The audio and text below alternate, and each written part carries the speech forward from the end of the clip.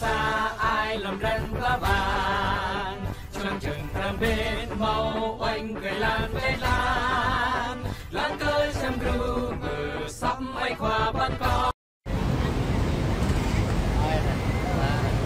ngay không đấy à? Này một cái có quay có lon như đấy này còn theo là cái lệ đồng cái lệ đồng thoại này hiếm cái này area này việc trong tết hiếm bạ bữa ta lại tao thì thôi việc đang hiếm bạ ấy lại sau này rồi này một là hợp ác ở dòng đây tuần phàng lúc là cùng sang Việt Nam lẽ ta nó là cùng hoạt động lẽ ta nó cùng bố hẻm thôi anh hôm nay thì bố hẻm mà tiền là chuyện trong Tây Mỹ thì bố hẻm mà tiền là Canada bất bố hẻm sẽ chế cùng kinh quê Lancaster là đàn luôn buồn tập thì muốn nào mà hả ở Tây Mỹ hả muốn nào đi tính taมันđi nào lăng vậy ở đàn tàu sắp không lúc nào cùng sàn họ lo đấy sắp mà sơn đấy vậy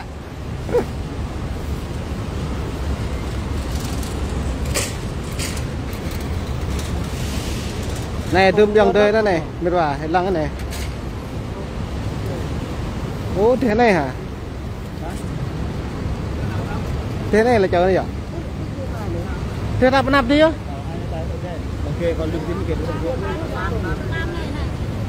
cất sâu thế rồi đấy cất sâu thế rồi là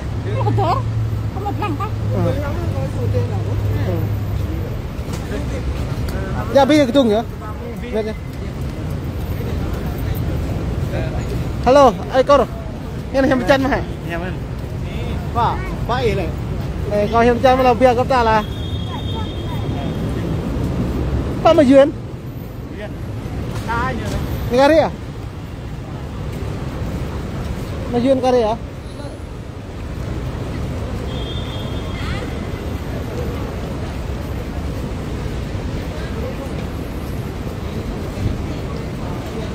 này 1/5 rồi bà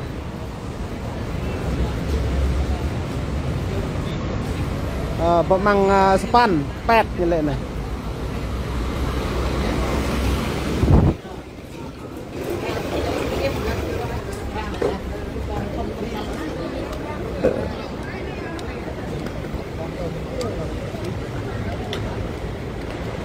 đây là tình à đây này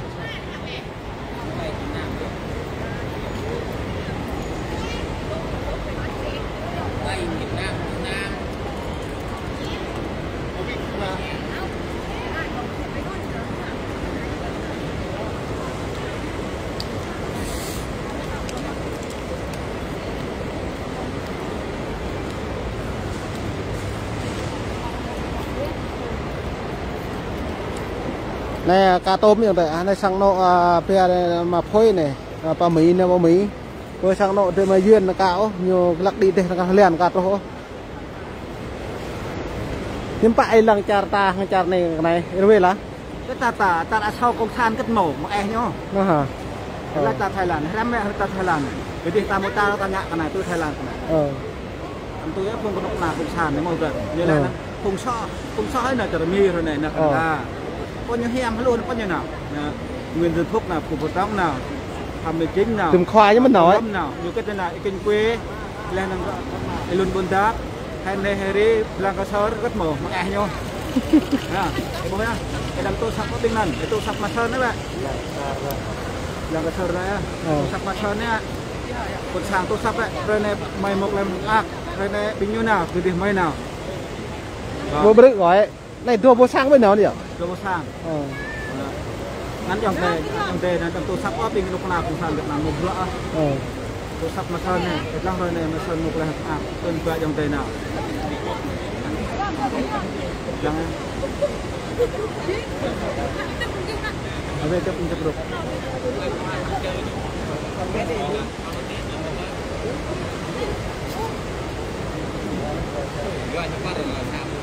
như là chúng ta nó cùng như ta là đối tượng ta đối tượng orang có rem gì cái gì mình giờ buổi sáng này cái gì à cái gì yêu thương ngài thương ngài bây giờ sẽ chỉ tao mà thế này yêu thương ngày à tao mà thế này cứ bình thường ngạ thăm ả rồi cao thương ngài á đại sứ quan này thương ngài á sẽ cái lúc nào cũng san cho là đối tượng như phân tứ như này cũng bộ phân tứ phản động như này nhú nít phân từ phân đọc mạ lần ta lần người ta nộp tây nguyên là ngày 30 tháng 4 nên đấy lúc 30 tháng 4 này bạn rồi là lúc 30 tháng 4 nên ta nên mạ vợ ta có mạ vợ ta chỉ phải trong tối gặp vợ nhau nên mạ lần ta để ra taนั่นเคยในเมนูมุงเกี่ยวกับช่างตามคือคนช่างเราให้อักดำรุงรังอยู่แหละนั้นเพื่อให้เป็นทารานั้นพุกล่าเพื่อทาราคงซ่อเป็นทาราในคงนั้นเยอะกว่าเนื้อตัวแต่รักเลยซ่ออย่างวิพามอย่างแกนั้นตัวหินสึกนั้นเดี๋ยวเรามาเป็นนาจารย์เมียอย่างเดียวแล้วแหละเด็กที่เป็นเป็นนาอย่างเดียวแล้วก็เนื้อใกล้มานะมีเดียวจะเป็นตัวแยมเป็นต้นเจ้าเป็นมาสักในปีnào cái đầm tu sắp ao lúc nào cũng sạt này tu sắp mà sơn nè đó mà sơn dục cái nọc sân đây này hiện tại này tôi đây này trong cấp trên mày lu bền tin nhưng mà anh bắt cóc thay bên đường này nhờ bắt cóc cái tát này thắp bắt cóc này bắt cóc tát nhiều hụi là như rung lẻ rằng về nhà ta lời 3 bản báo cáo này ạ Liên Hợp Quốc về ta lời 3 bản báo cáo hiếm bại nhiều nọc na chả là tách nhau được đấy mà bữa đây nhiều nên chơi hết bữa này nên trong thế ta tăng mang của con sang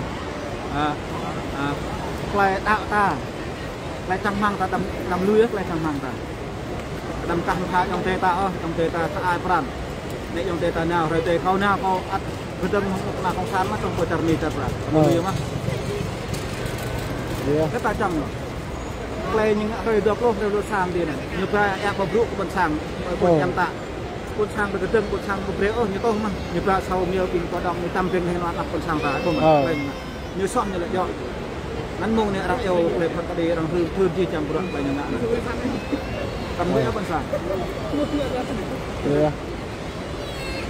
giờ chúng mình lặp lại bố này rồi ta lại dòng tề ra mùa rạ để cái này mai sơn như đoạn về bố hồi lú dòng tề ta độ chặt nghèo mui mạch lại nhịp nhạc tầng tập bù đây là phẫu đoàn này là rất là bình những giờ hâm mộ người nói tiếng này đường rồi nhiều hâm mộ này mình cọp đây sân bay anh đi Bangkok Thái Lan mày để càng rồi cái bố mình vả còn này trà rằng này nó có thầu tươi thêm năm cũng như này dập trà đấy này này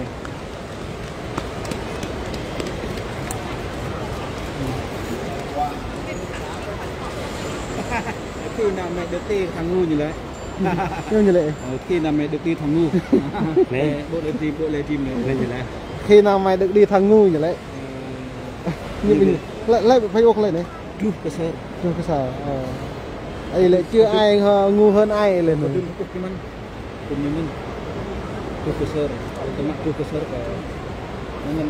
truk besar brown như vậy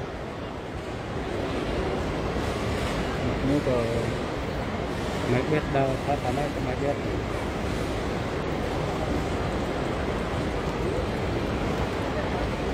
nè được như này hơn là một này mà tọa mà bị cái đấy ô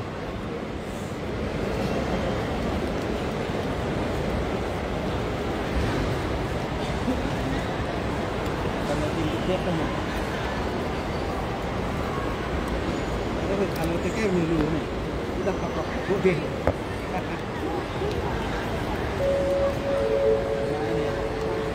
này mình vả còn trang vậy lăng lần chặt hại này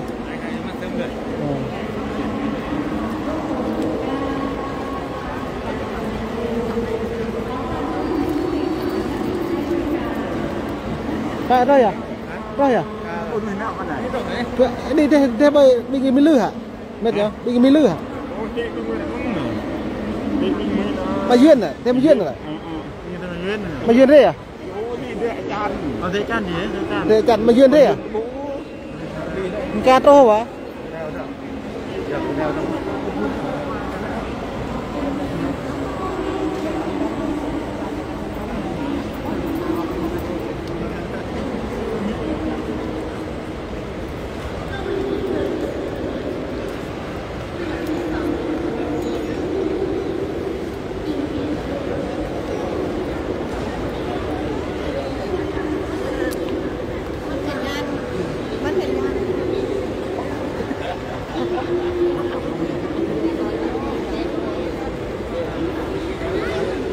Lăng mệt vả mà trang về để bố cho ta đa ship dòng tê đã này rê này lưu đấy bị dòng tê đã bổ đây có đồ hát thôn là đồ vắt có đây anh xem bài nó bị vạ này làm mà đặt lau đấy có đây này tạo bằng thôn 2023 này cái mà vắt này 2022 có đây lau vắt 2023 này vắt có đây đồng biệt vạ có đây này là bè dòng tê đã lời cái độ sôi lấy bên này nó rằng bè đoạn nhiệt độ này ra Thái Lan này lưu cái này nằm vặt vạ cất đấy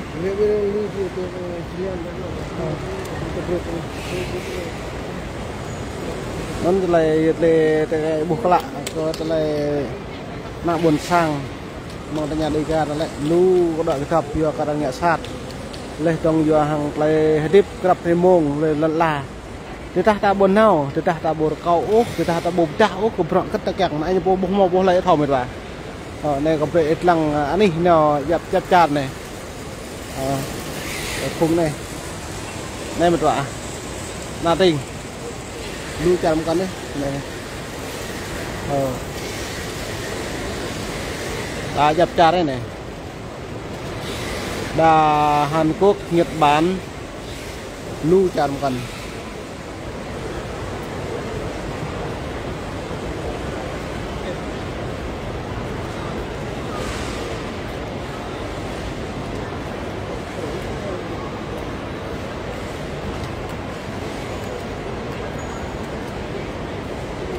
po này sekarang hilang nyo apa dạ nọ bạc nyo càng mau thay như po như chụp bay như nó tết mà mãi được vậy như lăng mừng đi lẩu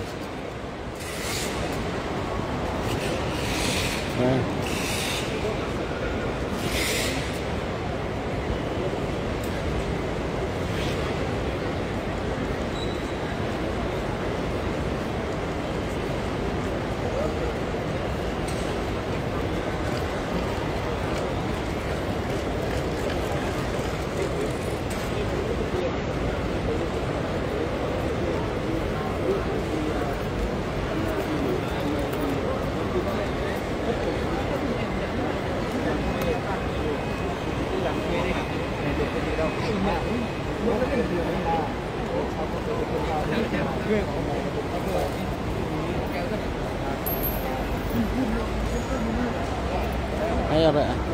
Entah Pak ibu kalau ini sekarang nih.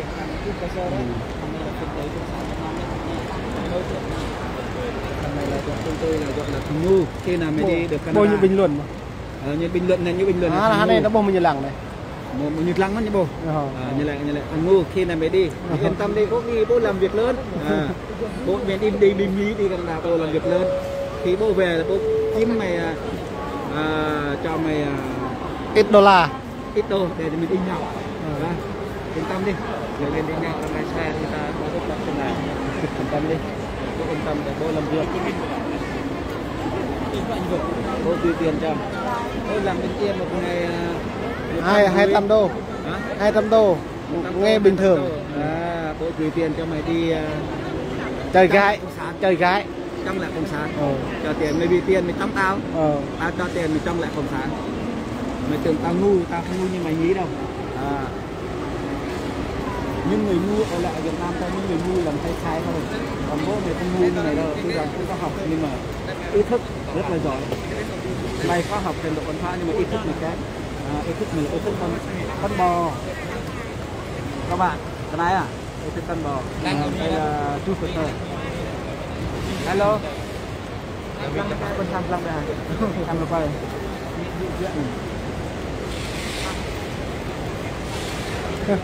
Không biết gì. Pak mau duyên. Mau duyên cắt đâu? Hả? Đi ngồi à? Mau duyên với gu nhỉ? Cao bố mà phơi lại. Cao bố lại. Cao. Cái này cái nem như thế này nè. Khi đi còn sáng đi có tôi lâm thôi. Mình tính thôi, rồi ông cứ tích chuẩn bị là con nửa cái này.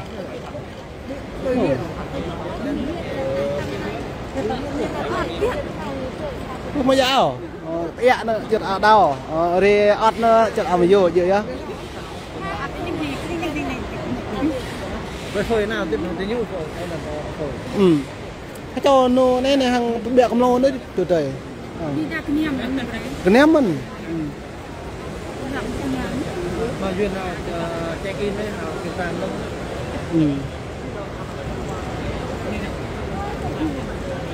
xăm ha hát tầng nó mở lại sát tầng nó mở lại tầng mà duyên tích một đi vậy phơi làm phơi một làm đừng đi vậy làm đi là Canada đi Canada đi Canada này là bị nguy đi đâu đi làm cái gì miền Trung chứ hả miền Trung chứ mà làm miền Trung cái xem mì cái tin ăn luôn thế nó làm hay cái nào mì đấy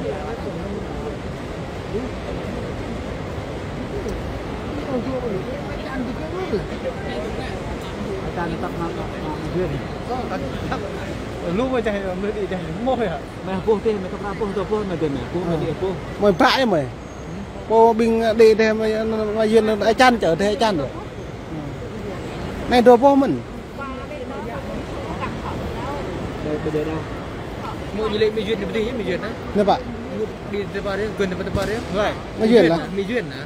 Duyên dok, asyik ada pada dok kera dok Việt Nam mình mà thầm lên là mình duyên tí nhá do nó chịu bị hát thế nè mình duyên từ gần tới bao đấy nè mình duyên hả mình duyên hả mình duyên đóng thầm đấy không có mua đang hẹp đâu vậy đục rằng mình duyên phần vàng về đoàn này vì mông này coi cho hẹp trong một loại biển quân bị như thế ni vàng